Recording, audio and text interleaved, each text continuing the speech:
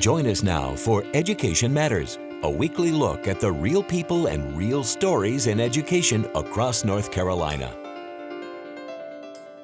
Welcome to Education Matters, presented by the Public School Forum of North Carolina. I'm Keith Poston. North Carolina's public schools are becoming increasingly diverse, with students of color now making up more than 50% of total enrollment. The state's teaching workforce, however, does not reflect that diversity, with about 80% of teachers both white and female. Does it matter? And if so, what do we need to do about it? This week we talked with two reporters who just completed an extensive examination of this issue, and then we're going to be joined by two professionals who are on the front lines in preparing, recruiting, hiring, and retaining tomorrow's teachers. Before we tackle our main topics, we open with EdLines, our quick scan of education headlines across North Carolina and the U.S.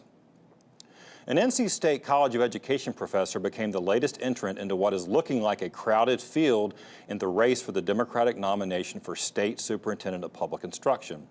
Dr. Michael Marr, Assistant Dean of Professional Education at NC State and a former classroom teacher in Forsyth and Wake, said he's running because some state leaders have retreated from a commitment to public schools. Also running is James Barrett, a Chapel Hill Carrboro School Board member and former chair.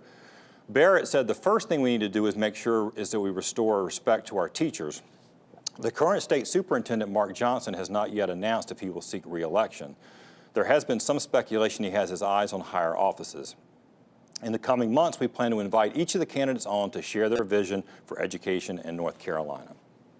Last week, DPI announced that a software error caused public school students across the state to receive incorrect end-of-term grades this school year. The program, PowerSchool, is used extensively across the state to manage student data, including grades. The software incorrectly rounded class grades up or down after teachers entered individual assignments. The affected districts were notified in December to correct, and DPI has since fixed the way grades were calculated so it won't happen again. Finally, new report cards out from the Youth Justice Project in Durham show that black students in North Carolina are more likely to be suspended and referred to the court system than white classmates. The group says that the data, when coupled with how black students are on average lagging academically, is a call to action to address racial inequity in North Carolina. Remember, you can visit the Public School Forum's website at ncforum.org, click on Education Matters, and read more about each of these headlines as well as other topics we cover each week.